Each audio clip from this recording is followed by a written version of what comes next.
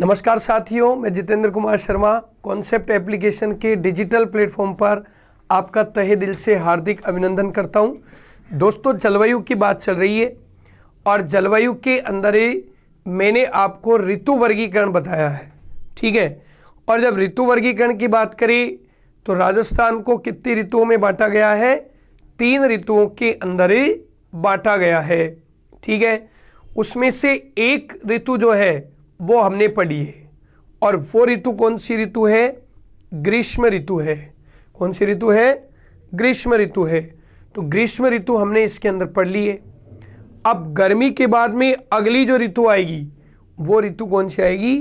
वर्षा ऋतु आएगी। तो वर्षा ऋतु जो है, वर्षा ऋतु में कंडीशंस क्या होगी वो आपको देखनी है। जैसे आपने ग्रीष्म ऋतु की कंडीशंस देखी थी ना, वैसे ही आपको वर्षा ऋतु की कंडीशन देखनी पड़ेगी, ठीक है। तो जब मैं वर्षा ऋतु की बात करूं, ये वर्षा ऋतु है, तो वर्षा ऋतु में भी वही कंडीशन रहेगी जो ग्रीष्म ऋतु के अंदर थी, क्योंकि 6 महीने सूर्य उत्तरायण और 6 महीने सूर्य दक्षिणायन होता है। तो वर्षा ऋतु के अंदर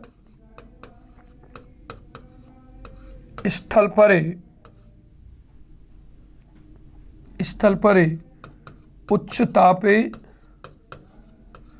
व निम्न दाब, वर्षा ऋतु में भी यही स्थिति होगी। और जब स्थल पर उच्च तापमान होगा तो निश्चित है जल में निम्न तापमान होगा और वहाँ प्रेशर हाई होगा। और जो वायु का प्रवाह होगा, वायु का प्रवाह जल से किशोर होगा स्थल की ओर। वायु का प्रवाह किससे किशोर होगा? जल से स्थल की ओर, जल से स्थल की ओर ये प्रवाह होगा। तो वायु चलती है जल से किशोर स्थल की ओर चलती है, ठीक है। तो ये तो हो जाएगा वायु का प्रवाह और कंडीशन हो जाएगी इस तरीके की, हाई टेम्परेचर और ए लो प्रेशर इसके अंदर बनेगा। अब वर्षा ऋतु में देखिए, वर्षा ऋतु में वायु जल से स्थल की ओर चल रही है और उस समय वर्षा ऋतु के अंदर ही मानसून आता है। और वो मानसून कौन सा मानसून होता है? दक्षिण पश्चिमी मानसून। कौन सा मानसून होता है? दक्षिण पश्चिमी मानसून। तो वर्षा ऋतु जो है, वर्षा ऋतु कौन से मानसून की ऋतु होगी? दक्षिण पश्चिमी मानसून की ऋतु। कौन से मानसून की ऋतु होगी? दक्षिण पश्चिमी मानसून की ऋतु। ये याद रखना है कि वर्षा ऋतु में कौन सा मानसून होगा? दक्षिण पश्चिम होगा, ठीक है ना। तो वर्षा ऋतु दक्षिण पश्चिम मानसून की ऋतु होगी। जबकि ग्रीष्म ऋतु कौन से मानसून की ऋतु हुई थी? तो वर्षा ऋतु दक्षिण पश्चिम की हुई और ग्रीष्म ऋतु उत्तरी पूर्वी मानसून की रही। कौन से मानसून की रही? उत्तरी पूर्वी मानसून की रही। दोस्तों, एक बार ये जो दक्षिण पश्चिम मानसून है इसको थोड़ा सा समझिए आप, क्योंकि दक्षिण पश्चिम मानसून जो है भारत की कुल वर्षा का कितना प्रतिशत वर्षा करता है? 90% वर्षा करता है। तो दक्षिण पश्चिम मानसून को समझने के लिए आपको यहाँ देखना पड़ेगा, ये दक्षिण पश्चिम जो मानसून है, ये दक्षिण पश्चिम मानसून इस तरीके से देखने को मिलेगा आपको। इसको यहाँ से देखना पड़ेगा। ये दक्षिण पश्चिम मानसून है और दक्षिण पश्चिम मानसून कैसे बनेगा इसके अंदर ही वो देखिए आप। दक्षिण पश्चिम जो मानसून है वो किस तरीके से बनेगा? तो दक्षिण पश्चिम मानसून जो है, ये दक्षिण पश्चिम मानसून भारत की कुल वर्षा का कितना वर्षा करता है? 90%। भारत की कुल वर्षा का 90% वर्षा, कुल वर्षा का 90% वर्षा। तो भारत की कुल वर्षा का कितना % वर्षा होती है इससे? 90% होती है। ये इंडियन ओशियन है, यानी मैंने इसको कहा कौन सा महासागर? हिंद महासागर। और ये जो है इसको कहते हैं अरब सागर। क्या कहते हैं इसको? अरब सागर। और इधर ये है बे ऑफ बंगाल, अर्थात बंगाल की खाड़ी। ये बे ऑफ बंगाल है, इसको कहेंगे बंगाल की खाड़ी। और ये दक्षिण पश्चिम मानसून जो है ये हिंद महासागर के मार्ग से आता है। इस मानसून को हमने कह दिया दक्षिण पश्चिमी मानसून। तो हिंद महासागर के मार्ग से आता है और भारत के अंदर, भारत के दक्षिणतम भाग से प्रवेश करता है। और सबसे पहले मानसून का प्रवेश कौन से राज्य में होता है? केरल राज्य के अंदर ही होता है। ठीक है ना। तो दक्षिण पश्चिम मानसून की एक कंडीशन होती है कि जो प्रायद्वीपीय पठार है, ये प्रायद्वीपीय पठार है और प्रायद्वीपीय पठार नुकीला होने के कारण, नुकीला होने के कारण, नुकीला होने के कारण इस दक्षिण पश्चिम मानसून को 2 शाखाओं में विभाजित कर देता है। तो दक्षिण पश्चिम मानसून ही कितनी शाखाओं में बढ़ जाता है? 2 शाखाओं में बढ़ जाता है। एक जो शाखा है वो अरब सागर से पानी उठाती है, एक जो शाखा है वो बंगाल की खाड़ी से पानी उठाती है। और इस तरीके से ये जो दक्षिण पश्चिम मानसून है, ये दक्षिण पश्चिम मानसून ही कितनी शाखाओं में विभाजित हो जाता है? 2 शाखाओं में विभाजित हो जाता है। दक्षिण पश्चिम मानसून की शाखाएं, और ये 2 शाखाओं के अंदर विभाजित हो जाता है। एक शाखा जो बनेगी वो तो बनेगी अरब सागर की शाखा। कौन सी शाखा बनेगी? अरब सागर की शाखा। और दूसरी जो शाखा बनेगी वो बनेगी बंगाल की खाड़ी की शाखा। तो अब आपकी बात समझने में आ गई होगी कि चाहे राजस्थान हो चाहे भारत हो, दोनों के अंदर ही दक्षिण पश्चिम मानसून से वर्षा ऋतु में वर्षा होती है। और वो दक्षिण पश्चिम जो मानसून है वही कितनी शाखाओं के अंदर वर्षा करता है? 2 शाखाओं के अंदर वर्षा करता है। एक अरब सागर की शाखा और एक कौन सी हो जाएगी? बंगाल की खाड़ी की शाखा। तो आपको देखना है कि राजस्थान के अंदर अरब सागर की शाखा कैसे वर्षा करेगी और बंगाल की खाड़ी की जो शाखा है वो कैसे वर्षा करेगी। ठीक है ना। तो सबसे पहले अरब सागर की शाखा देखेंगे। कौन सी शाखा देखेंगे? सबसे पहले अरब सागर वाली शाखा देखेंगे अपन कि साहब ये जो अरब सागर की शाखा है ये किस तरीके से इसमें बनेगी। ठीक है। तो दक्षिण पश्चिम मानसून की ऋतु होती है और वर्षा ऋतु में,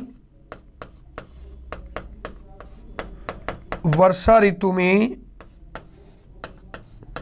दक्षिण पश्चिम मानसून, दक्षिण पश्चिम मानसून 2 शाखाओं में वर्षा करता है। 2 शाखाओं में वर्षा करता है। एक जो शाखा है वो हो जाएगी अरब सागर की, अरब सागर की शाखा। और दूसरी जो शाखा बनेगी वो बनेगी बंगाल की खाड़ी की शाखा, बंगाल की खाड़ी की शाखा। इस तरीके से बनेगी। तो सबसे पहले आप कौन सी शाखा के बारे में पढ़ोगे? अरब सागर वाली शाखा के रूप में पढ़ोगे। तो ये अरब सागर की जो शाखा है वो किस तरीके से निर्धारित की जाएगी, ठीक है ना। तो अरब सागर की शाखा को समझने के लिए आपको ये प्रोसीजर समझना पड़ेगा। इस तरीके से ये प्रोसीजर बनेगा भाई, और इस प्रोसीजर के अंतर्गत ये जो प्रोसीजर है यह आपको अरब सागरीय शाखा के रूप में देखने को मिलेगा।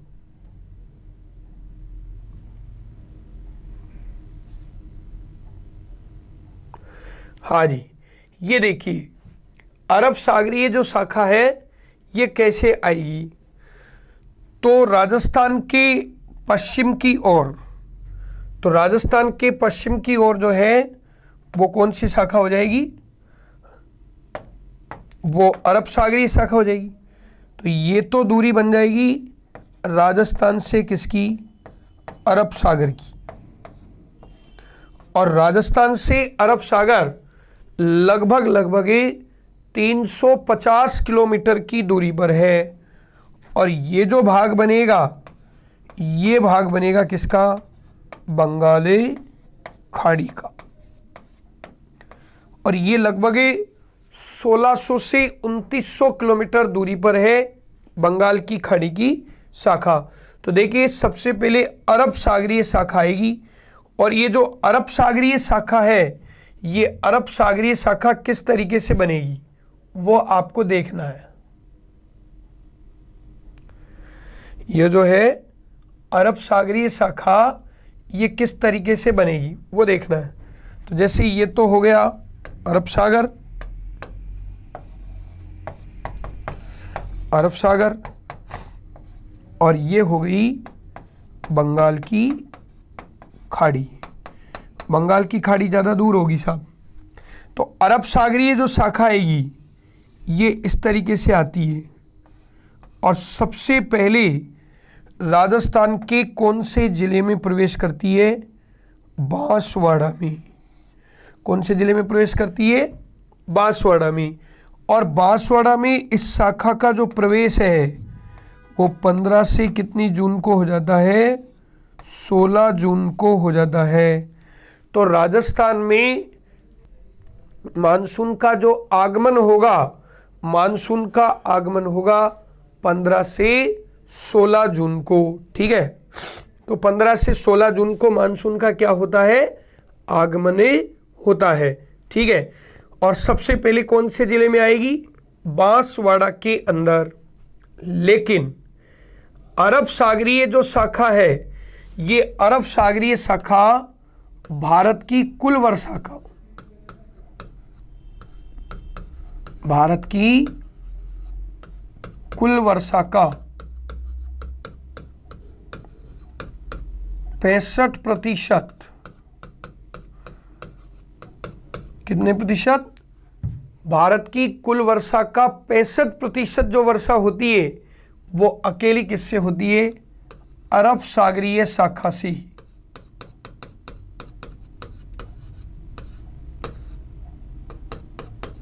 अरब सागरीय शाखा से होती है, ठीक है ना। भारत की कुल वर्षा का, ये कुल वर्षा यानी वर्षा ऋतु की, वर्षा ऋतु की बात चल रही है इसमें। तो भारत की कुल वर्षा का वर्षा ऋतु की 65% वर्षा किससे होती है? अरब सागर से होती है। लेकिन दोस्तों ये राजस्थान का दुर्भाग्य है कि राजस्थान अरब सागर के नज़दीक होते हुए भी इससे ज़्यादा वर्षा प्राप्त नहीं कर पाता है। ये राजस्थान का दुर्भाग्य है, ठीक है। अब क्या कारण है कि राजस्थान अरब सागरीय वर्षा से या शाखा से वर्षा प्राप्त नहीं कर पाता है? तो इसका कारण क्या बनेगा वो अपने को इसमें देखना है, ठीक है। तो सबसे पहले सर्वप्रथम आगमन, तो सर्वप्रथम में कौन सी शाखा का आगमन होगा? सर्वप्रथम अरब सागरीय शाखा, अरब सागरीय शाखा राजस्थान में प्रवेश करती है। राजस्थान में प्रवेश करती है, ठीक है ना। सबसे पहले अरब सागरीय शाखा राजस्थान में प्रवेश करती है, और वो कब करती है, तो 15 से 16 जून को। और 15 से 16 जून को कौन से ज़िले में, बांसवाड़ा के अंदर। कौन से ज़िले में करती है, बांसवाड़ा में। लेकिन क्या कारण है कि अरब सागरीय शाखा विफल हो जाती है, उसका कारण क्या होगा, तो आपको मूल कारण ढूंढना है। अरब सागरीय शाखा के विफल होने का मूल कारण क्या बनेगा इसके अंदर, वो अपने को इसमें देखना है। ठीक है ना, कि साहब अरब सागरीय शाखा कैसे विफल हो जाती है। तो मैं अरब सागरीय शाखा के रूप में आपको बताऊं कि यहां से ये जो है, ये बाड़मेर है, और बाड़मेर से ये पाक लगा हुआ है। इस तरीके से ये पाकिस्तान है इस तरफ, तो ये पाकिस्तान लगा हुआ है। भारत की उत्तर पश्चिम की, राजस्थान की उत्तर पश्चिम की ओर, भारत के भी उत्तर पश्चिम की ओर पाकिस्तान लगा है। और जब अरब सागरीय शाखा आती है तो यहाँ पाकिस्तान के अंदर एक क्षेत्र बन जाता है, और उस क्षेत्र का नाम होता है ITCZ। और ये ITCZ इस अरब सागरीय शाखा को क्या कर देता है, कमज़ोर कर देता है। ठीक है ना, ये जो ITCZ है ये अरब सागरीय शाखा को क्या करेगा, कमज़ोर कर देगा। तो ITCZ अरब सागरीय शाखा को क्या कर देता है, कमज़ोर कर देता है। और जब ये ITCZ अरब सागरीय शाखा को कमज़ोर कर देता है तो निश्चित है कि अरब सागरीय शाखा विफल होती है। तो यहाँ पहला कारण तो अरब सागरीय शाखा के विफल होने का बनेगा ITCZ। दूसरा जो कारण बनेगा वो बनेगा अरावली का मानसून के समानांतर होना। क्या बनेगा, अरावली का मानसून के समानांतर होना। इस तरीके से ये अरावली पर्वतमाला जो है, ये अरावली पर्वतमाला राजस्थान के अंदर इस रूप के अंदर फैली हुई है। तो ये अरावली पर्वतमाला है, और ये जो अरावली पर्वतमाला है इस तरीके से अलवर में, और अलवर के बाद इसका जो विस्तार है सीकर में, और सीकर के बाद झुंझुनू में। तो राजस्थान में अरावली की जो स्थिति है, अरावली की स्थिति है यहाँ तो उत्तर पूर्व में, और ये है दक्षिण पश्चिम में।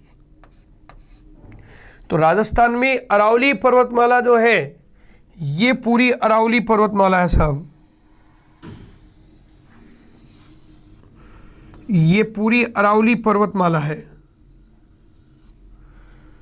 दक्षिण पश्चिम से उत्तर पूर्व की ओर ये अरावली है। तो मानसून की जो शाखा राजस्थान में एंटर करती है अरब सागर की, उसमें उसकी दिशा भी दक्षिण पश्चिम से उत्तर पूर्व होती है। और इस तरीके से मानसून इस पर्वतमाला के सहारे सहारे होकर आगे बढ़ जाता है, और ये मानसून को रोके नहीं पाती है। तो ये बन जाएगा दक्षिण पश्चिम से उत्तर पूर्व मानसून की दिशा, जो अरावली के क्या हो जाएगी, समानांतर। तो यहाँ बन गया मानसून अरावली के समानांतर। मानसून अरावली के समानांतर। तो इस तरीके से मानसून अरावली के क्या हो जाता है, समानांतर हो जाता है। ठीक है, अब तीसरा जो कारण है, तीसरा कारण, ये आपका पहला कारण था, ये जो कारण है ये दूसरा कारण हो गया। और अब तीसरा जो कारण बनेगा, तीसरा कारण है ये थार डेजर्ट, थारे मरुस्थल। ये थर्ड एजेंट, और ये थर्ड एजेंट तीसरा कारण हो जाएगा इसमें। तो वो 3 कारण कौन कौन से हैं जिससे अरब सागरीय शाखा राजस्थान के अंदर विफल हो जाती है? तो राजस्थान में अरब सागरीय शाखा के विफल होने के 3 कारण है। ITCZ का प्रभाव, मानसून का अरावली के समानांतर होना, ये जो पर्वतमाला है ये कौन सी है? अरावली है, तो अरावली के समानांतर होना, और साथ में तीसरा जो कारण बनेगा वो बनेगा थार का मरुस्थल।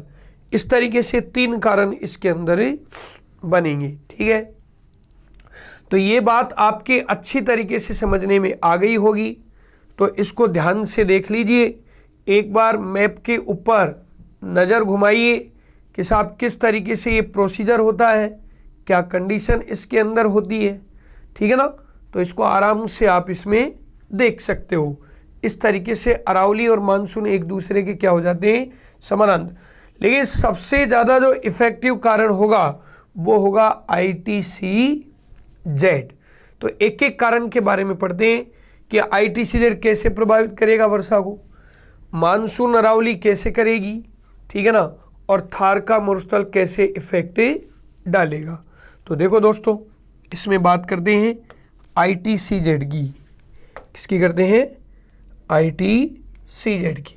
कि साहब ये ITCZ क्या है? अरब सागरीय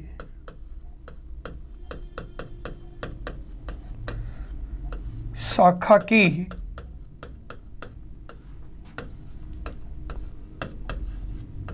विफल होने के कारण, विफल होने के कारण अरब सागरीय शाखा के विफल होने के कारण। तो पहला कारण है ITCZ।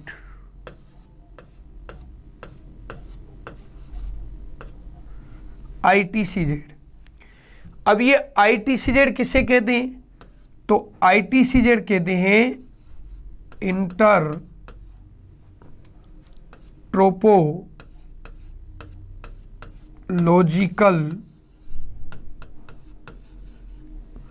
Conservation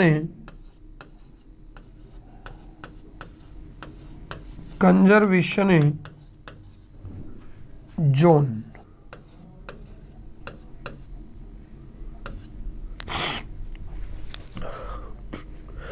inter tropological conservation zone, और इसको कहते हैं अंतः उष्णकटिबंधीय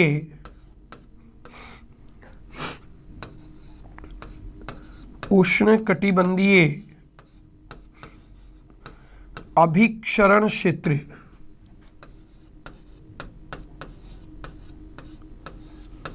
अभिक्षरण क्षेत्र, इसको कहते हैं अंतः उष्णकटिबंधीय अभिक्षरण क्षेत्र। और ये ITCZ को आप थोड़ा सा समझ लीजिए यहाँ पर, तो आपकी पूरी बात समझने में आ जाएगी। ये तो 0 डिग्री उत्तरी 0 डिग्री अक्षांश हो गया, ये 90 डिग्री नॉर्थ हो गया, और ये 90 डिग्री साउथ हो गया, इस तरीके से। अब उत्तरी गोलार्ध से एक पवन आती है 0 डिग्री पर, और वो स्थायी पवन होती है, व्यापारिक पवनें उनको कहते हैं। और उत्तरी गोलार्ध में उन पवनों की जो दिशा है वो होती है उत्तर पूर्व। तो ये पवनें आई, और इन पवनों को कहते हैं उत्तरी पूर्वी व्यापारिक पवनें। कौन सी हो जाएगी? उत्तरी पूर्वी व्यापारिक पवनें। दक्षिणी गोलार्ध में एक पवन होती है और उसको कहते हैं दक्षिणी पूर्वी व्यापारिक पवनी। कौन सी कहते हैं उसको? दक्षिण पूर्वी व्यापारिक पवनी। ये दक्षिण पूर्वी व्यापारिक पवनी है साहब, तो इसको कह देंगे दक्षिण पूर्वी व्यापारिक पौनी। ये दक्षिण पूर्वी व्यापारिक पौनी होगी। और दोनों पौनों का मिलन कहाँ होता है?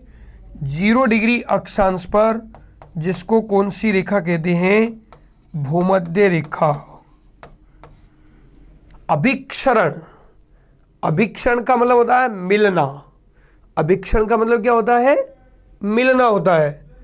उष्ण कटिबंध यानी तापमान जहां पर क्या हो?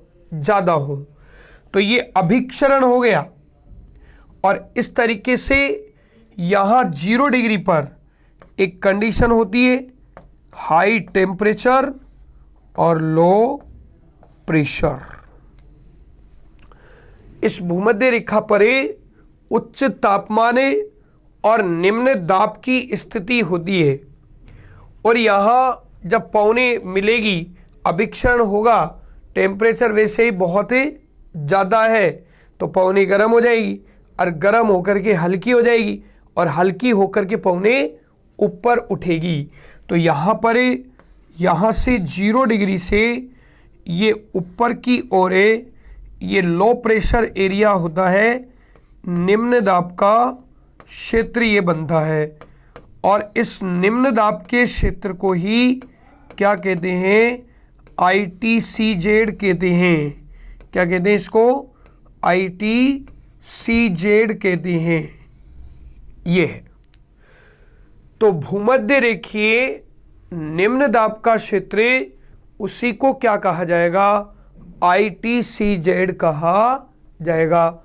और ये निम्न दाब का क्षेत्र भूमध्य रेखा से ऊपर की ओर उठता हुआ काफी इफेक्टिव होता है।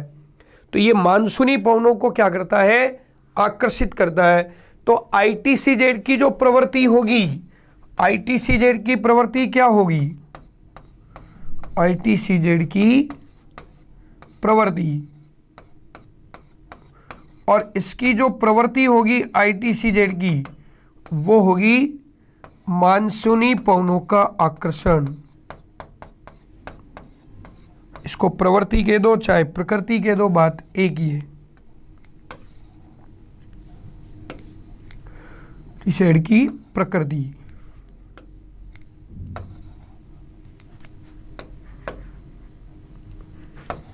ये प्रकृति बनी इसमें, मानसूनी पवनों का आकर्षण।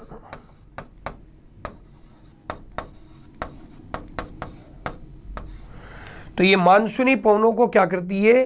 आकर्षित करती है, खींचती है। और अब आपके पूरी बात समझने में आ जाएगी।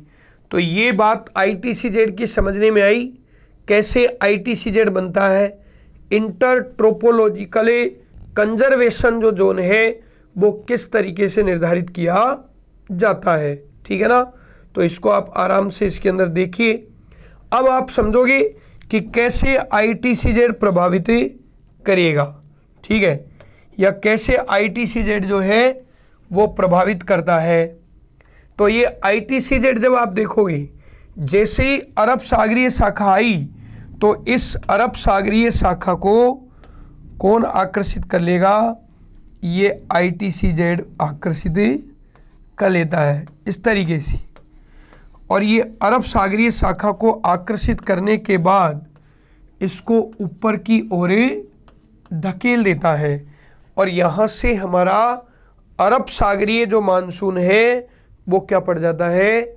कमज़ोर पड़ जाता है, ठीक है। तो पहला कारण हो गया ITCZ। राजस्थान में अरब सागरीय शाखा की जो वर्षा है उसको सर्वाधिक प्रभावित करने वाला जो कारक होगा, वो सर्वाधिक प्रभावित करने वाला कारक कौन सा होगा? ITCZ होगा। ये आपको ध्यान रखना है, क्योंकि 2006 के अंदर आपको पता हो कि क्वास बाड़मेर में बाढ़ आ गई थी। उस साल क्या हुआ? मानसून के आने से पहले ही ITCZ ऊपर की ओर खिसक गया था, क्योंकि ITCZ का भी अक्षांशों पर एक निश्चित प्रभाव होता है। ये ज़्यादा से ज़्यादा 30 डिग्री या फिर 35 डिग्री अक्षांशों तक ही प्रभावी होता है, फिर बाद में ये निष्क्रिय हो जाएगा, क्योंकि ऊंचाई के साथ साथ वायुदाब क्या होता जाता है, बढ़ता जाता है। ठीक है, तो ये वाली जो बात थी, ये बात आपको इसमें समझनी है। तो इसने ITCZ ने प्रभावित कर दिया। तो राजस्थान में अरब सागरीय शाखा को सबसे ज़्यादा अगर कोई प्रभावित करता है तो वो कौन करता है, ITCZ करता है। तो ये बात आपकी अच्छी तरीके से समझने में आई होगी। अब दूसरा कारण देखिए, और दूसरा जो कारण है वो है अरावली का मानसून के समानांतर होना। ये दूसरा कारण है, अरावली का मानसून के समानांतर होना, समानांतर होना। ये देखिए दूसरा कारण, राज्य में अरावली की जो दिशा है वो कैसी है, दक्षिण पश्चिम है। और अरावली दक्षिण पश्चिम से किस ओर है, उत्तर पूर्व की ओर है। किस ओर है, उत्तर पूर्व की ओर है। और मानसून जो है अरब सागर का, ये अरब सागरीय जो शाखा है, ये अरब सागरीय शाखा भी इसी तरीके से प्रवेश करती है। ठीक है ना। तो ये अरब सागरीय शाखा की जो दिशा होती है ये भी कौन सी होती है, दक्षिण पश्चिम होती है। और मानसून को अरावली पैरेलल मिल जाती है, समानांतर मिल जाती है। अगर ये अवरोध के रूप में आ जाती तो वर्षा हो जाती, लेकिन ये पैरेलल हो जाती है, समानांतर हो जाती है। और इस तरीके से मानसून इसके सहारे सहारे होकर आगे बढ़ जाता है। ठीक है ना। ये अरब सागरीय मानसून है। और ये अरावली मानसून को इस तरीके से प्रभावित करती है। राज्य में दूसरा जो प्रमुख कारण है कम वर्षा होने का या अरब सागरीय शाखा के विफल होने का, वो है अरब सागरीय मानसून के रूप में। ठीक है, तो इसकी दिशा हो जाएगी दक्षिण पश्चिम से उत्तर पूर्व की ओर। तो ये वाली जो बात थी, ये भी बात आपके इसमें समझने में आई होगी अच्छी तरीके से। ठीक है ना। तो ये दूसरा कारण हो गया अरावली का मानसून के समानांतर होना। अब तीसरा कारण देखना है, लेकिन तीसरे कारण को देखने से पहले यहाँ दक्षिण पश्चिम के अंदर ये जिला है और उस जिले का नाम है सिरोही। क्योंकि अरावली का जो प्रवेश द्वार है वो अरावली का प्रवेश द्वार किसको कहा जाता है, सिरोही जिले को कहा जाता है।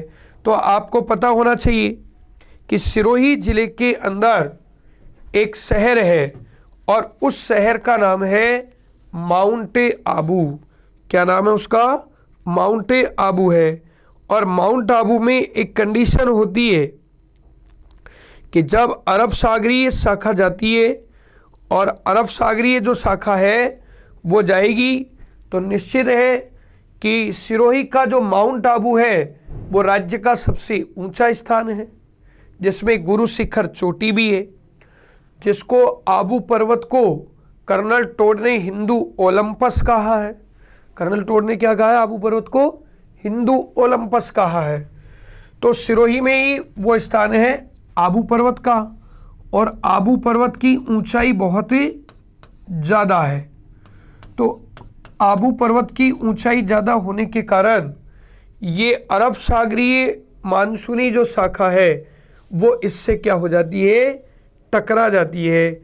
और वो टकरा करके क्या करेगी, वर्षा करेगी। टकरा करके क्या करेगी, वर्षा करेगी। तो आबू पर्वत में सबसे ज़्यादा वर्षा होती है। तो यहाँ एक और फैक्ट देखने को मिला, माउंट आबू। माउंट आबू जिसको कर्नल टोड ने क्या कहा है, हिंदू ओलंपस। कर्नल टोड ने क्या कहा है, हिंदू ओलंपस।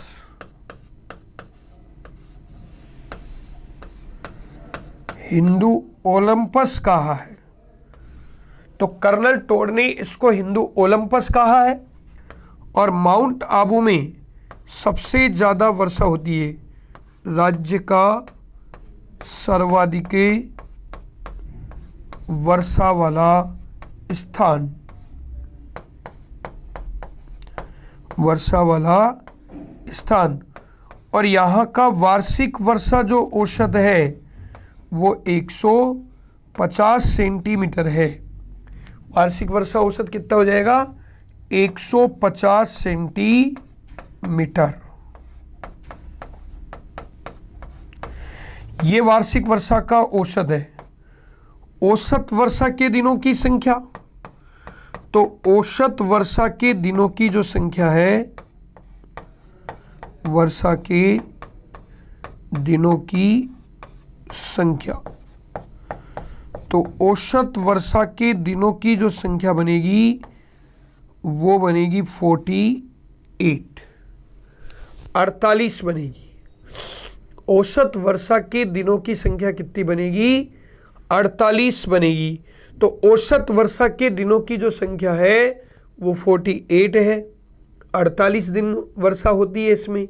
टोटल 105 दिन की वर्षा ऋतु होती है, उसमें से 48 दिन की जो वर्षा है वो किस में होती है? माउंट आबू के अंदर औसत रूप से ये वर्षा होती है।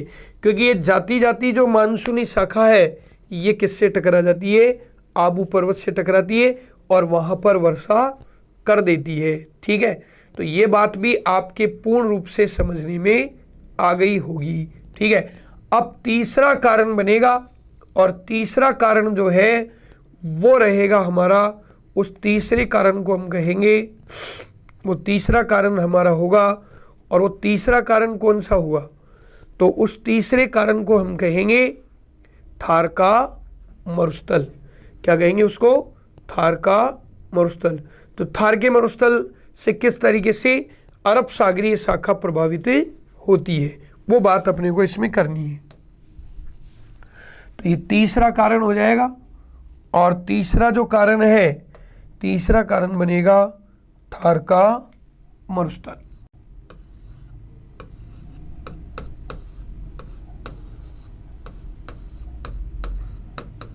थार मरुस्थल ये है साहब, थार मरुस्थल।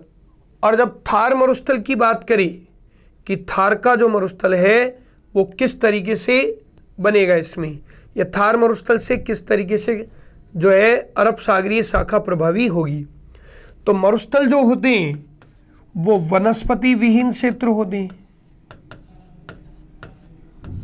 वनस्पति विहीन क्षेत्र, तो ये वनस्पति विहीन क्षेत्र है। और ये जो वनस्पति विहीन क्षेत्र होते हैं इसका इफेक्ट पड़ता है मानसून पर। जिस प्रकार वनस्पति के जो क्षेत्र हैं वो मानसूनी पवनों को आकर्षित करते हैं, मानसूनी पवनों को खींचते हैं, उसी प्रकार ये वनस्पति विहीन जो क्षेत्र है ये मानसूनी पवनों को आकर्षित नहीं कर पाती हैं। ठीक है ना, तो वनस्पति विहीन क्षेत्र है, मानसूनी पवनों को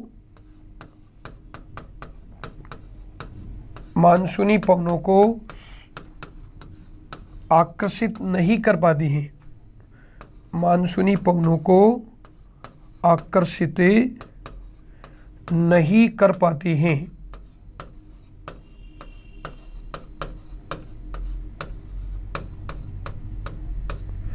तो ये मानसूनी पवनों को आकर्षित नहीं कर पाते हैं। तो इसलिए थार का मरुस्थल भी तीसरा महत्वपूर्ण कारक होगा किसके अंदर? अरब सागरीय शाखा के विफल होने के अंदर। तो ये वनस्पति विहीन क्षेत्र हो गया, मानसूनी पवनों को आकर्षित नहीं कर पाते हैं, ये कंडीशन अपनी इसके अंदर ही बन जाएगी। तो यहाँ से हमारी जो अरब सागरीय शाखा है वो फेल हो जाती है। तो एक बात आपको विशेष याद रखना है कि राजस्थान में सर्वप्रथम जो वर्षा होती है, राज्य में सर्वप्रथम वर्षा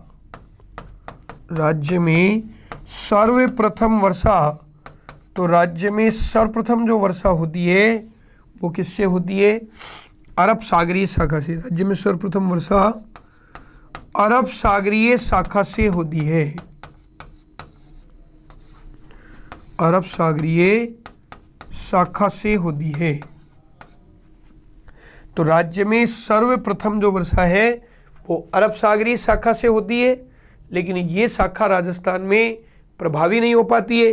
कई बार इस तरीके का साइकोलॉजिकल क्वेश्चन आ जाता है, तो उस पर भी आपको ध्यान रखना है कि साहब अरावली की दिशा बदल दी जाती, अरावली दक्षिण पश्चिम से उत्तर पूर्व की ओर ना होकर उत्तर पूर्व से दक्षिण पूर्व की ओर होती, तो क्या राज्य की वर्षा पर प्रभाव पड़ता? तो बिल्कुल राज्य की वर्षा पर क्या पड़ता? प्रभाव पड़ता, क्योंकि वो अवरोधक का कार्य करती और अरावली से वो मानसूनी शाखा टकरा जाती और टकराकर फिर वो वहीं पर वर्षा कर देती। ठीक है ना? तो ये बात भी आपके इसमें समझने में आ गई होगी। अब जब राजस्थान में स्टार्टिंग के अंदर वर्षा हल्की सी होकर के रुक जाती है या नहीं हो पाती है या अरब सागरीय शाखा विफल हो जाती है, तो राजस्थान में आगमन होता है बंगाल की खाड़ी की शाखा का। किसका होता है? बंगाल की खाड़ी की शाखा का। और वो बंगाल की खाड़ी की जो शाखा है, वो बंगाल की खाड़ी की शाखा किस तरीके से इफेक्टिव करती है, किस तरीके से राजस्थान को प्रभावित करती है, वो आपको इसमें प्रोसीजर देखना है। ठीक है ना? तो बंगाल की खाड़ी का प्रोसीजर देखोगे आप। किसका प्रोसीजर देखोगे? बंगाल की खाड़ी का प्रोसीजर आपको इसमें देखना है। तो यहीं से देख लेना आप। ये बंगाल की खाड़ी का प्रोसीजर जो है ये देखोगे आप इसमें। अब बंगाल की खाड़ी की जो शाखा है, ये बंगाल की खाड़ी की शाखा राजस्थान के अंदर कहाँ से प्रवेश करेगी वो आपको इसमें देखना है और ये किस तरीके से संचालित होगी। ठीक है? तो वो बात आपको देखनी है कि बंगाल की खाड़ी की जो शाखा है, तो ये होगी बंगाल की खाड़ी की शाखा।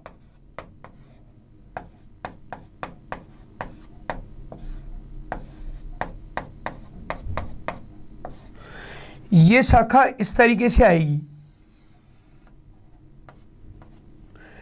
तो कौन से जिले में प्रवेश करेगी? ये सबसे पहले तो ये सर्वप्रथम प्रवेश करेगी झालावाड़ के अंदर,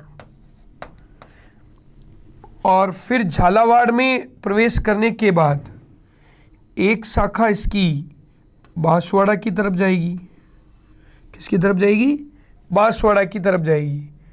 और ये जो पूरा एरिया देख रहे हो आप, दक्षिणी पूर्वी राजस्थान का जो क्षेत्र देख रहे हो, दक्षिणी पूर्वी राजस्थान के अंदर ये संरचना पूरी हाड़ौती के पठार की है। किसकी है? हाड़ौती के पठार की है। तो ये हाड़ौती का पठार है। ये संरचना पूरी किसकी हो जाएगी? हाड़ौती पठार की। और देखो हाड़ौती पठारे यहाँ अवरोध का काम करता है। तो यह हाड़ौती अवरोध का काम कर रहा है यहाँ, और इसीलिए ये बंगाल की खाड़ी की जो शाखा है, ये बंगाल की खाड़ी की शाखा राजस्थान के अंदर पूर्ण रूप से वर्षा करती है ये। ठीक है? ये इस तरीके से बनेगा। ये हाड़ौती का पठार होगा। हाड़ौती का पठार इस तरीके से जाएगा, ये बनेगा। और ये जो शाखा होगी ये होगी बंगाल की खाड़ी।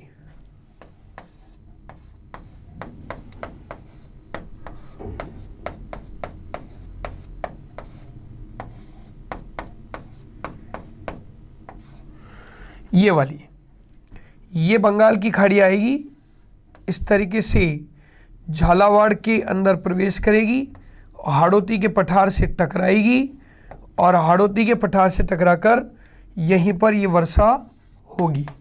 तो ये संरचना है हाड़ौती के पठार की, और इसका जो एक भाग है वो चल जाएगी, एक शाखा इसकी दक्षिणी राजस्थान की ओर। तो ये वाला जो भाग है ये तो दक्षिणी राजस्थान हो गया, और ये वाला जो भाग होगा इस भाग को कहा जाएगा दक्षिण पूर्वी राजस्थान। क्या कहा जाएगा? दक्षिण पूर्वी राजस्थान। तो इस तरीके से वर्षा होगी बंगाल की खाड़ी की शाखा से। तो अब आपकी बात समझने में आई होगी, राज्य में बंगाल खाड़ी का प्रवेश द्वार, बंगाल खाड़ी शाखा का प्रवेश द्वार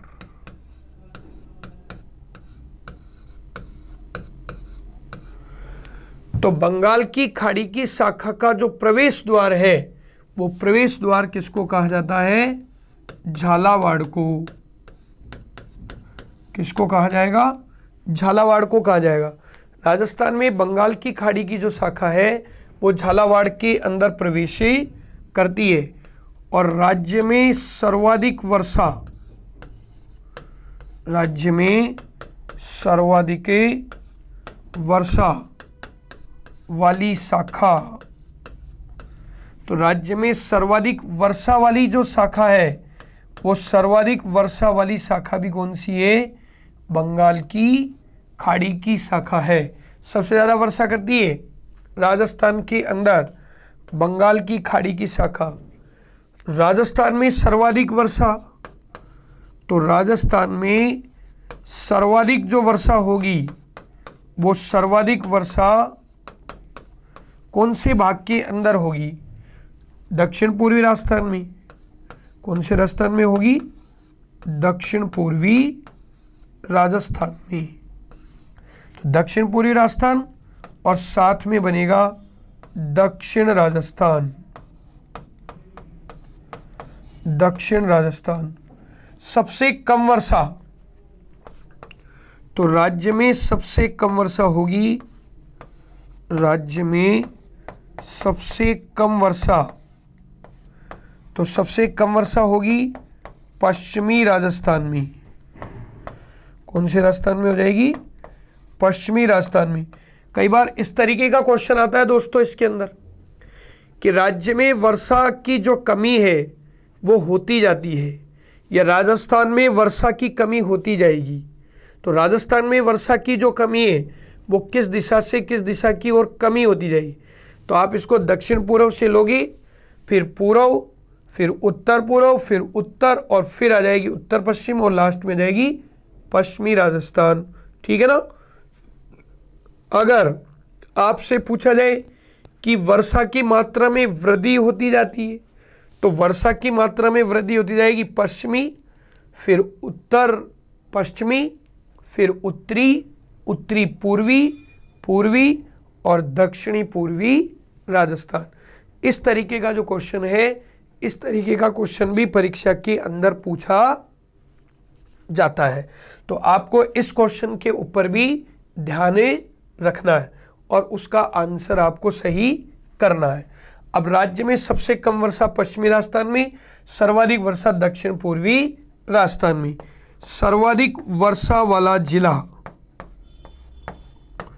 सर्वाधिक वर्षा वाला जिला, तो राजस्थान का सबसे ज़्यादा वर्षा वाला जो जिला है वो है झालावाड़।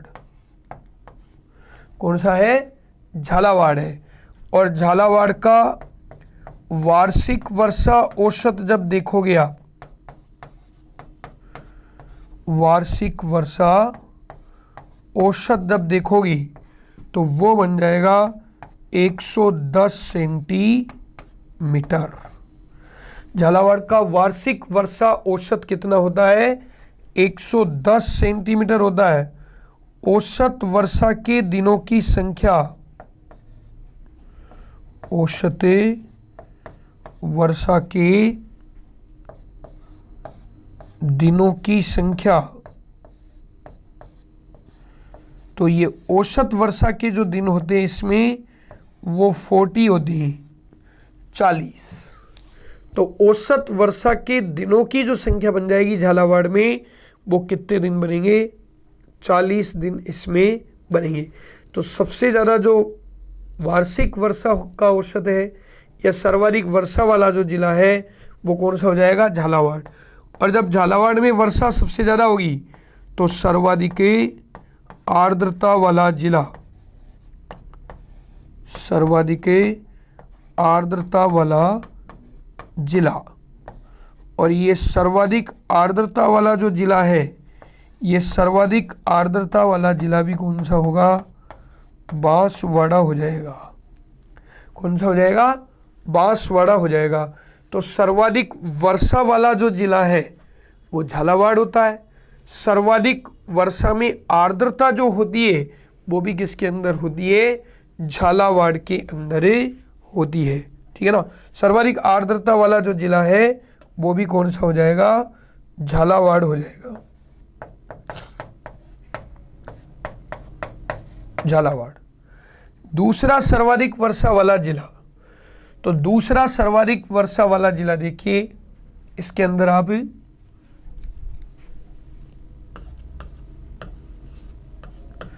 दूसरा सर्वाधिक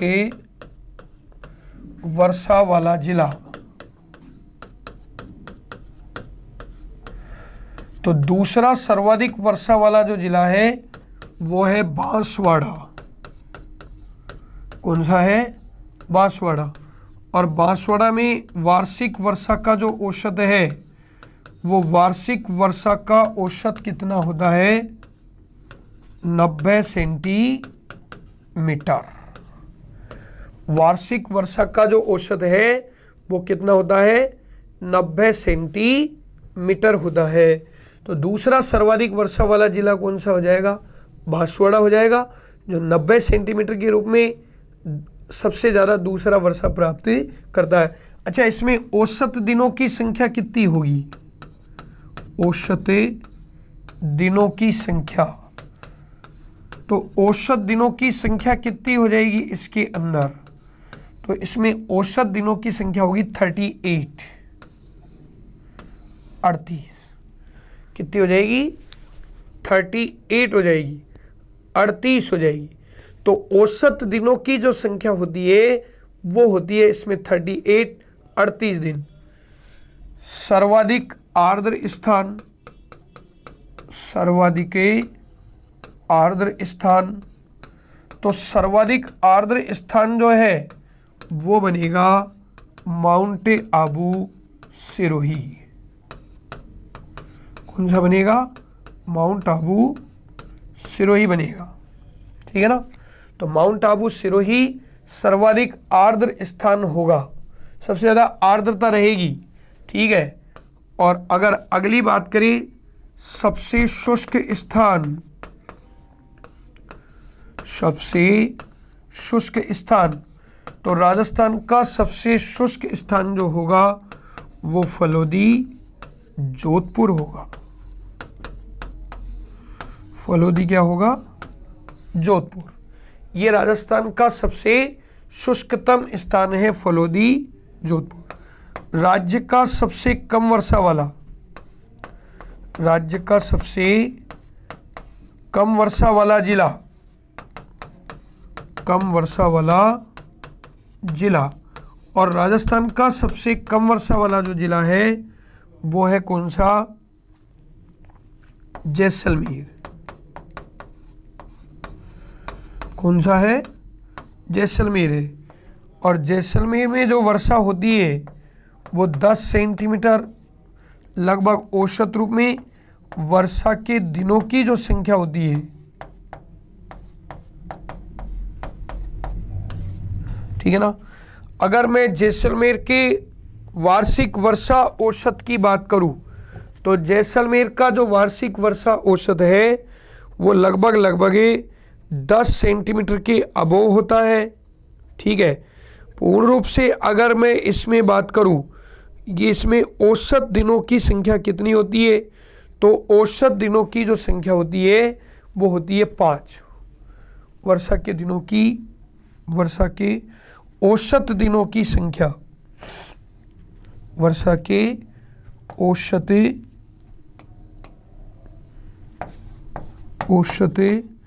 दिनों की संख्या,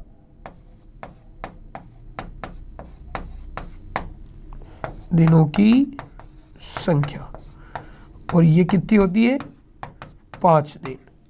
तो यहाँ से आपके ये बात भी पूरी समझने में आ गई होगी। राज्य का सबसे कम वर्षा वाला जिला जैसलमेर 10 सेंटीमीटर के रूप में, औसत वर्षा, औसत दिनों की संख्या इसमें 5 होती है, ठीक है। जबकि सबसे ज़्यादा वर्षा झालावाड़ में होती है और वहाँ औसत 40 दिन होती है। न्यूनतम 38 दिन जो है दूसरे नंबर पर वो बांसवाड़ा के अंदर होगी, ठीक है। तो ये वाली जो बात थी हमारी, ये वर्षा ऋतु के अंतर्गत बात कर रहे हैं हम। वर्षा ऋतु के अंदर हम आगे बात करेंगे कि राज्य का सबसे कम वर्षा वाला जो जिला है वो जैसलमेर है, ठीक है ना, जिसमें औसत वर्षा के दिनों की संख्या कितनी होती है 5, और वार्षिक वर्षा औसत होता है उसका 10 सेंटीमीटर। अब वर्षा का सर्वाधिक उतार चढ़ाव, वर्षा का सर्वाधिक उतार चढ़ाव, तो वर्षा का सर्वाधिक उतार जो चढ़ाव है, वो वर्षा का सर्वाधिक उतार चढ़ाव कौन से जिले के अंदर होता है, तो वर्षा का सर्वाधिक उतार चढ़ाव वाला जो जिला है वो जैसलमेर है। जैसलमेर में वर्षा अनियमित होती है।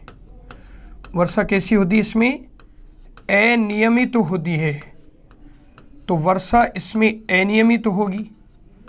सर्वाधिक उतार चढ़ाव जो है वो वर्षा का इसी के अंदर देखने को मिलेगा। तो जैसलमेर सर्वाधिक उतार चढ़ाव वाला है। अब भौतिक प्रदेशों की दृष्टि से तो सर्वाधिक वर्षा वाला भौतिक प्रदेश, तो सबसे ज़्यादा जो वर्षा होती है वो सबसे ज़्यादा वर्षा होती है कहाँ पर है, हाड़ौती के पठार में। हाड़ौती पठार कह दीजिए या फिर आप इसको कह दो दक्षिण पूर्व का पठार। तो सबसे ज़्यादा जो वर्षा होगी वो हाड़ौती के पठार में या दक्षिण पूर्व पठार के अंदर वर्षा होती है। तो ये भी आपको इसमें ध्यान रखना है। सबसे कम वर्षा, तो न्यूनतम वर्षा वाला भौतिक प्रदेश, तो न्यूनतम वर्षा वाला जो भौतिक प्रदेश है वो न्यूनतम वर्षा वाले भौतिक प्रदेश को कहते हैं थार मरुस्थल। क्या कहते हैं उसको, थार मरुस्थल कहते हैं। तो ये थार मरुस्थल के नाम से जाना जाता है, सबसे कम वर्षा वाला भौतिक प्रदेश। वर्षा का वार्षिक औसत क्या होता है राजस्थान में, तो वर्षा का वार्षिक औसत, और वर्षा का वार्षिक औसत जो बनेगा, वर्षा का वार्षिक औसत होगा 57.5 सेंटीमीटर। कितना हो जाएगा, 57.5 सेंटीमीटर। तो वर्षा का वार्षिक औसत जो होगा, वर्षा का वार्षिक औसत हो जाएगा 57.5 सेंटीमीटर इसके अंदर बनेगा। इसको कहते हैं वर्षा का वार्षिक औसत राजस्थान के अंदर। तो सर्वाधिक उतार चढ़ाव जैसलमेर में आया, वर्षा की अनियमितता जैसलमेर में रहेगी। सर्वाधिक वर्षा वाला भौतिक प्रदेश जो होगा वो हाड़ौती का पठार होगा। न्यूनतम वर्षा वाला जो भौतिक प्रदेश होगा वो थार का मरुस्थल होगा। और वर्षा का वार्षिक औसत जो बनेगा वो 57.5 सेंटीमीटर इसके अंदर ही बन जाएगा। अब वर्षा के बाद अगली जो ऋतु है हमारी, वो ऋतु हम देखेंगे कौन सी ऋतु, शीत ऋतु। कौन सी ऋतु देखेंगे, शीत ऋतु देखेंगे। और शीत ऋतु हमारे राजस्थान के अंदर अक्टूबर से लेकर के फरवरी तक होती है। कब से कब तक होती है, अक्टूबर से लेकर के फरवरी तक होगी। तो शीत ऋतु की अवधि बनेगी, शीत ऋतु की अवधि, और शीत ऋतु की जो अवधि है, शीत ऋतु की अवधि हो जाएगी अक्टूबर से फरवरी, अक्टूबर से फरवरी। तो ये अक्टूबर से फरवरी तक बनेगी ये ऋतु, ठीक है ना। और इस अक्टूबर से फरवरी तक की जो ऋतु होगी, इस अक्टूबर से फरवरी के अंदर ये जो 2 महीने का समय होगा, 2 महीने का समय कौन सा, एक तो अक्टूबर का और एक कौन सा, नवंबर का। तो ये अक्टूबर और नवंबर का जो समय है, इसको कहते हैं मानसून प्रत्यावर्तन का समय है। तो इसको आप कह दीजिए मानसून प्रत्यावर्तन या फिर निवृतन, मानसून प्रत्यावर्तन या निवृतन। तो ये निवृतन बन जाएगा, ठीक है ना, बात एक ही है। चाहे आप इसको मानसून प्रत्यावर्तन कह दीजिए या फिर आप इसको निवृतन कह दीजिए, ठीक है। अक्टूबर और नवंबर 2 माह इसके अंदर ये बनेंगे, अक्टूबर और नवंबर। तो मानसून प्रत्यावर्तन कह दीजिए, चाहे इसको निवृतन कह दीजिए आप, ठीक है। अब जब शीत ऋतु की हम बात करें तो शीत ऋतु में कंडीशन क्या होगी, तो स्थल पर तापमान क्या हो जाएगा, कम, तापमान क्या हो जाएगा, कम, तापमान न्यून हो जाएगा, वायुदाब अधिक हो जाएगा, वायुदाब क्या हो जाएगा, अधिक हो जाएगा। तो तापमान कम होगा और वायुदाब अधिक हो जाएगा। इसका मूल कारण क्या है, इसका मूल कारण ये है दोस्तों, ये जो 0 डिग्री है ये हमारा अक्षांश 66.5 के रूप में है, 66.5 नॉर्थ के रूप में है ये, ठीक है। और ये 90 डिग्री नॉर्थ है, ये 90 डिग्री साउथ है, ये 66.5 डिग्री है, ये भी 66.5 डिग्री है। ये कर्क रेखा है, कर्क रेखा 23.5 डिग्री नॉर्थ है, ये 23.5 डिग्री नॉर्थ होगी। और ये मकर रेखा है, ये क्या बनेगी, मकर रेखा बनेगी, ठीक है ना।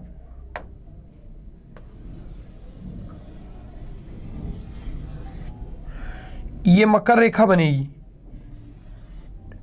ये 23.5 वाली साउथ। तो सूर्य जो है पहले उत्तरायण था, अब सूर्य उत्तरायण से इसकी स्थिति हो गई दक्षिणायन। तो सूर्य कौन से गोलार्ध में पहुंच गया, शीत ऋतु के अंदर दक्षिणी गोलार्ध में पहुंच गया। और जब दक्षिणी गोलार्ध में पहुंच जाता है तो उस स्थिति को क्या कहते हैं अपन, दक्षिणायन कहते हैं। तो निश्चित है कि उत्तरी गोलार्ध के अंदर तापमान क्या हो जाएगा, कम हो जाएगा, और वायुदाब इसमें क्या हो जाएगा, ज़्यादा हो जाएगा। तो यही कारण है कि स्थल पर तापमान कम है और वायुदाब क्या होता है, अधिक हो जाता है। स्थल पर तापमान क्या होता है, कम होता है, और वायुदाब क्या हो जाता है, अधिक हो जाता है। तो ये बात आपको इसमें ध्यान रखनी है। अब जब ये बात आपने इसमें इस तरीके से पता की है तो आपको पता चलेगा कि साहब जब तापमान स्थल पर कम होगा और वायुदाब ज़्यादा होगा तो फिर हवा जो चलेगी वो हवा किससे किस ओर चलेगी, जल से स्थल चलेगी या स्थल से जल की ओर चलेगी, क्योंकि हाई प्रेशर स्थल के ऊपर है, भाई वायुदाब ज़्यादा यहाँ है। तो इसलिए आपको इसमें याद रखना है कि साहब जो हवा चलेगी वो हवा चलेगी किससे किस ओर, स्थल से जल की ओर। स्थल से किसकी ओर चलेगी, जल की ओर चलेगी। तो हवा जो चलती है, हवा का प्रवाह जो होता है वो स्थल से किस ओर होता है, जल की ओर होगा। तो ये बात भी आपको इसके अंदर ध्यान रखनी है, ठीक है। स्थल से जल की ओर हमारी हवा इसमें चलती रहेगी। कई बार क्वेश्चन पूछ लेता है इसमें, इस तरीके का क्वेश्चन पूछेगा कि बताइए शीत ऋतु में हवाएं चलती है स्थल से जल की ओर, जल से स्थल की ओर, स्थल से स्थल की ओर, जल से जल की ओर। तो ये स्थल से किस ओर चलेगी? जल की ओर चलेगी। तो ये तो इसका बेसिक फंडामेंटल हो गया। ये मानसून प्रत्यावर्तन होता है क्योंकि इस समय प्रत्यावर्तन के रूप में कौन सा मानसून लौटता है? दक्षिण पश्चिम मानसून लौटता है। तो ये दक्षिण पश्चिम मानसून के लौटने का समय होता है और इसलिए इसको कहते हैं मानसून प्रत्यावर्तन। जबकि शीत ऋतु में जो मानसून होगा, तो शीत ऋतु में जो मानसून होता है वो कौन सा मानसून होता है? उत्तरी पूर्वी मानसून। ये याद रखना है कि शीत ऋतु का मानसून उत्तरी पूर्वी मानसून होता है। नोट लगा करके लिख देता हूं, ध्यान रखना। शीत ऋतु उत्तरी पूर्वी मानसून की ऋतु होती है। शीत ऋतु उत्तरी पूर्वी मानसून की ऋतु होती है, ये ध्यान रखना है साहब। शीत ऋतु कौन से मानसून की ऋतु होती है? उत्तरी पूर्वी मानसून की ऋतु होती है। तो शीत ऋतु उत्तरी पूर्वी मानसून की ऋतु बनेगी इसमें। तो ये प्रोसीजर आपके समझने में आया होगा शीत ऋतु का। अब शीत ऋतु में जब स्थल पर तापमान कम होता है और वायुदाब बहुत ज़्यादा होता है तो फिर तो वर्षा होने की कोई संभावना नहीं होती है उसमें, लेकिन फिर भी शीतकाल में क्या होती है? वर्षा होती है। और उस शीतकालीन वर्षा को आप किस नाम से जानते हो? तो वो शीतकालीन जो वर्षा है वो मावठ कहलाती है। क्या कहलाती है?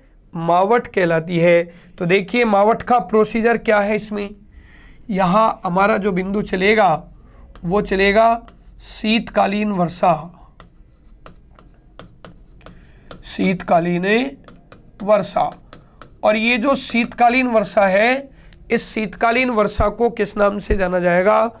मावठ के नाम से जाना जाएगा। तो इसमें आप मावठ देखोगे कि जो शीतकालीन वर्षा है वो मावठ के रूप में होती है। ये मावठ, शीतकालीन वर्षा किस में होगी? मावठ के रूप में होगी। और जब मावठ की बात करें तो ये मावठ राजस्थान में क्या कहलाती है? तो राजस्थान में इसको कहते हैं गोल्डन ड्रॉप्स। राजस्थान में इसको क्या कहते हैं? गोल्डन ड्रॉप्स कहते हैं। गोल्डन ड्रॉप्स का मतलब होता है सोने की बूंदे। क्या होती है? सोने की बूंदे। तो ये सोने की बूंदे होती है और इन सोने की बूंदों को कहते हैं गोल्डन ड्रॉप्स। अच्छा, ये सोने की बूंदे क्यों होती है? ये रबी की फसल के लिए उपयोगी है। रबी की फसल के लिए उपयोगी। तो ये रबी की फसल के लिए उपयोगी होती है। किसके लिए उपयोगी होती है? रबी की फसल के लिए उपयोगी।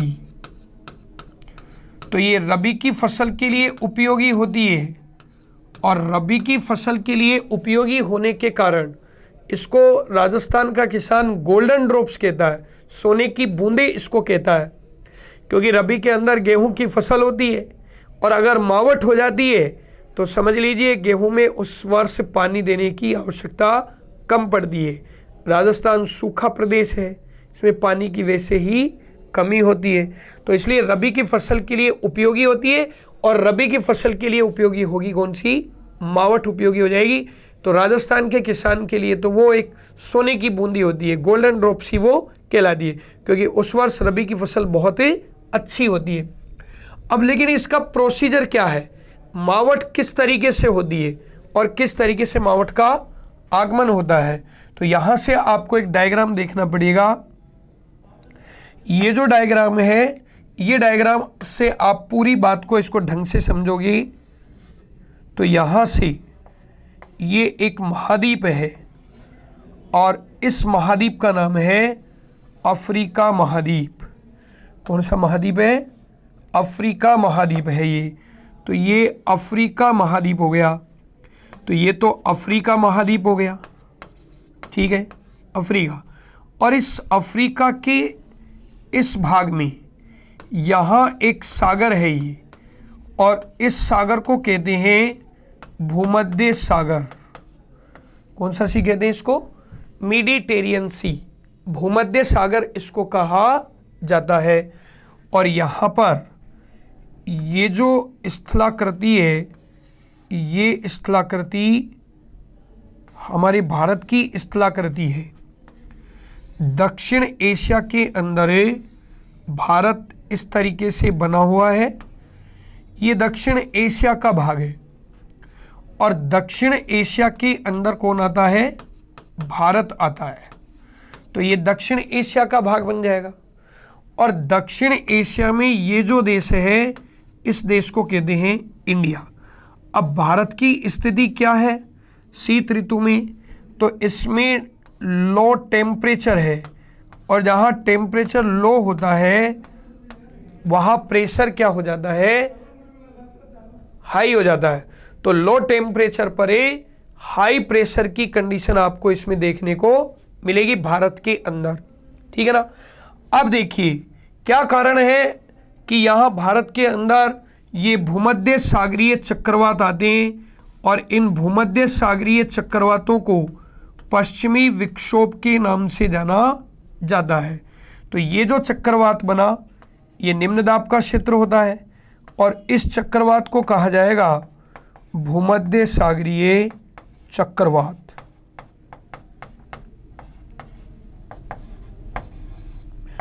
क्या कहा गया? भूमध्य सागरीय चक्रवात। और ये भारत के कौन सी दिशा से आते हैं? पश्चिम से आते हैं।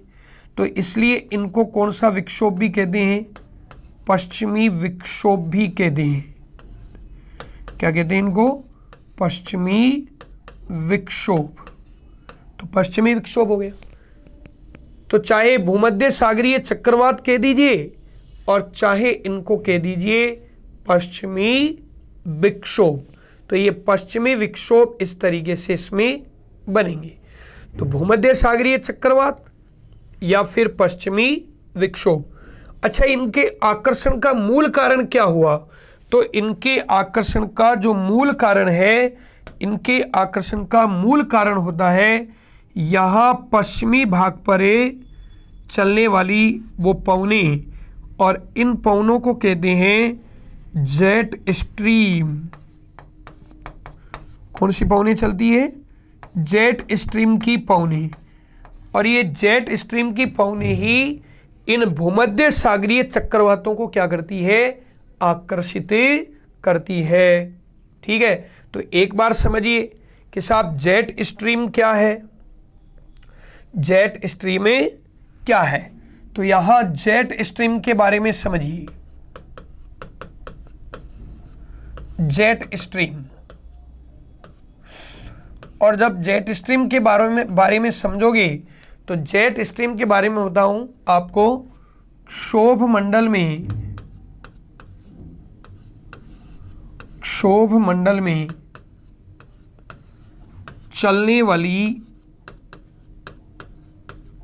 चलने वाली उच्च स्तरीय वायु संचरण,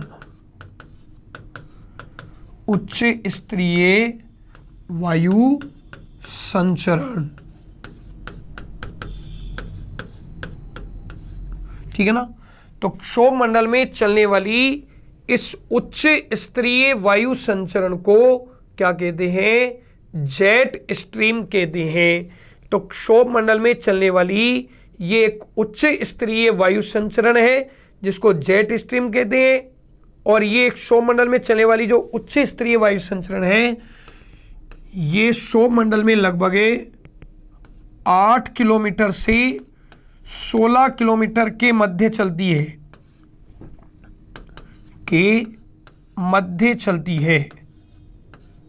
ठीक है ना।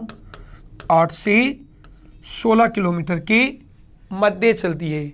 तो क्षोभ मंडल में चलने वाली उच्च स्तरीय वायु संचरण है, और इनकी भी एक प्रकृति होती है। तो जेट स्ट्रीम पवनों की प्रकृति क्या है? जैसे ITCZ मानसूनी पवनों को अपनी तरफ आकर्षित करता था, वैसे ही ये जेट स्ट्रीम की जो पवनें हैं ये भी मानसूनी पवनों को क्या करती है, आकर्षित करती है। तो ये बनेगा मानसूनी पवनों को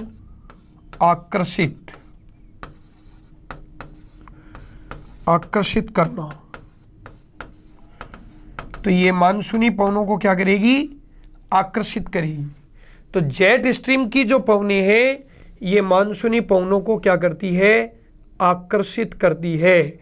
तो क्षोभ मंडल में चलने वाली ये उच्च स्तरीय वायु संचरण है, 8 से 16 किलोमीटर के मध्य चलती है, मानसूनी पवनों को क्या करती है, आकर्षित करती है।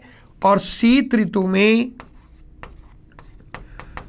ऋतु में भूमध्य सागरीय चक्रवात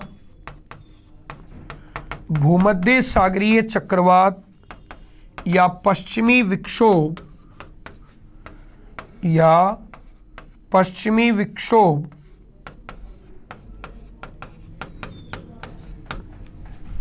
को आकर्षित करने में इसका योगदान होता है, करने में उपयोगी होती है।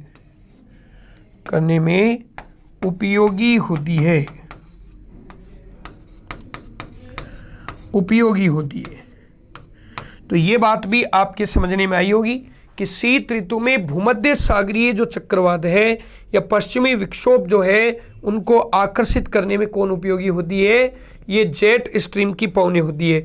अगर जेट स्ट्रीम नहीं होती तो आपका भूमध्य सागरीय चक्रवात नहीं आता। तो यहाँ आपको याद रखना है कि मावठ जो है, मावठ किसके कारण होती है, भूमध्य सागरीय चक्रवात या पश्चिमी विक्षोभ। इसमें आएगा भूमध्य सागरीय चक्रवात या कौन सा विक्षोभ आएगा, पश्चिमी विक्षोभ इसके अंदर आएगा।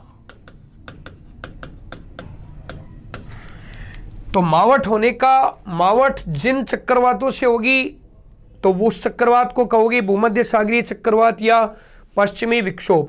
लेकिन मावठ का जो भूमध्य सागरीय चक्रवात है या पश्चिमी विक्षोभ जो है उसको आकर्षित कौन करती है, जेट स्ट्रीम की पवनें उसको आकर्षित करती है। तो इस बात के ऊपर आपको फोकस करना है, ध्यान रखना है इस बात के ऊपर, बहुत इंपॉर्टेंट फैक्ट है ये।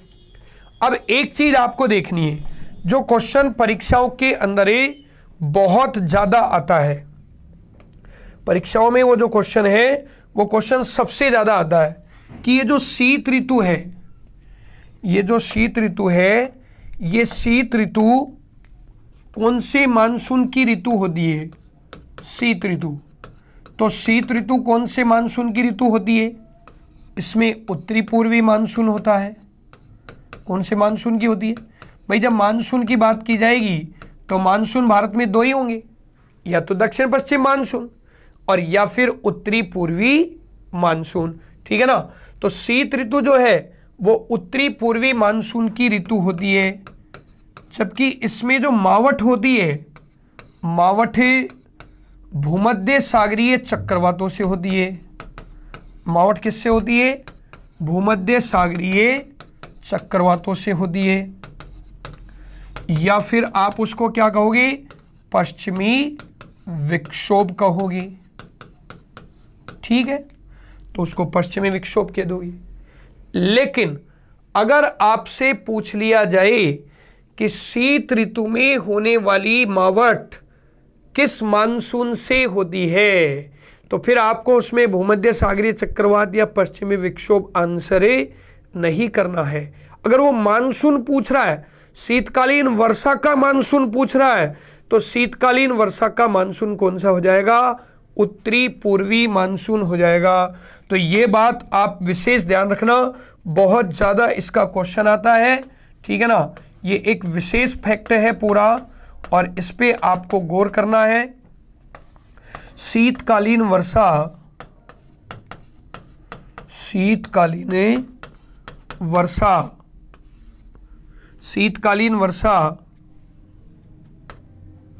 शीतकालीन वर्षा उत्तरी पूर्वी मानसून की वर्षा है। उत्तरी पूर्वी मानसून की वर्षा है।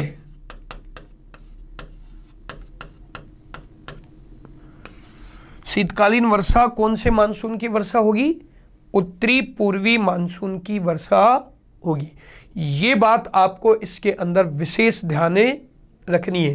भाई अगर वो मावठ में चक्रवात पूछ रहा है तो भूमध्य सागरीय आंसर कर दोगे, और अगर वो शीतकालीन वर्षा का मानसून पूछ रहा है तो फिर शीतकालीन वर्षा का मानसून कौन सा होगा? उत्तरी पूर्वी मानसून उसके अंदर ही बन जाएगा। तो शीतकालीन वर्षा उत्तरी पूर्वी मानसून की वर्षा है, और इस शीत ऋतु का मानसून भी उत्तरी पूर्वी होता है। तो ग्रीष्म ऋतु के अंदर भी उत्तरी पूर्वी मानसून, शीत ऋतु में भी उत्तरी पूर्वी मानसून, लेकिन वर्षा ऋतु में कौन सा मानसून? दक्षिण पश्चिमी मानसून। तो भूमध्य सागरीय चक्रवात या पश्चिमी विक्षोभों से जो वर्षा होगी वो वर्षा किसके खाते में चली जाएगी? वो उत्तरी पूर्वी मानसून के खाते के अंदर ही चली जाएगी। तो ये बात भी आपको इसमें विशेष ध्यान रखना है। तो देखो तीनों ऋतुएं हो गई है, ग्रीष्म हो गई, वर्षा हो गई, शीत ऋतु हो गई। अब हम पढ़ेंगे राजस्थान में जलवायु की स्कीम्स। राजस्थान में किसकी स्कीम्स पढ़ेंगे? जलवायु की स्कीम्स पढ़ेंगे। और जब जलवायु की स्कीम्स की बात करें राजस्थान के अंदर, तो राजस्थान में जलवायु की 3 स्कीम्स है, कोपेन, थार्नवेट और ट्रीवार्था, जिनमें से जीके पेपर के अंदर ज़्यादातर जो क्वेश्चन आते हैं वो कोपेन और थार्नवेट के आते हैं। तो कोपेन और थार्नवेट का जलवायु वर्गीकरण आपको इसके अंदर ही पढ़ना है, ठीक है ना, कि कोपेन का जलवायु वर्गीकरण क्या है, थार्नवेट का जलवायु वर्गीकरण किस तरीके से है, कौन से संकेताक्षर यूज किए, कौन से क्षेत्रों के अंदर उसको रखा गया है, ठीक है, और थार्नवेट ने किस तरीके से राजस्थान को जलवायु प्रदेशों में बांटा है। तो राजस्थान में जलवायु की 3 स्कीम्स है, कोपेन, थार्नवेट और ट्रीवार्था, ठीक है। तो यहाँ से आपके पूरी जो बात है वो समझने में आ गई होगी। शीत ऋतु का प्रोसीजर भी समझने में आ गया, ग्रीष्म ऋतु का प्रोसीजर भी समझने में आ गया, और वर्षा ऋतु का प्रोसीजर भी समझने में आ गया होगा, ठीक है। तो अब हम बात करेंगे राजस्थान में जलवायु प्रदेशों का निर्धारण, और जलवायु प्रदेशों के निर्धारण में स्कीम्स पढ़ेंगे। कोपेन और थार्नवेट की स्कीम कौन सी पढ़ेंगे? कोपेन और थार्नवेट की स्कीम से पढ़ेंगे।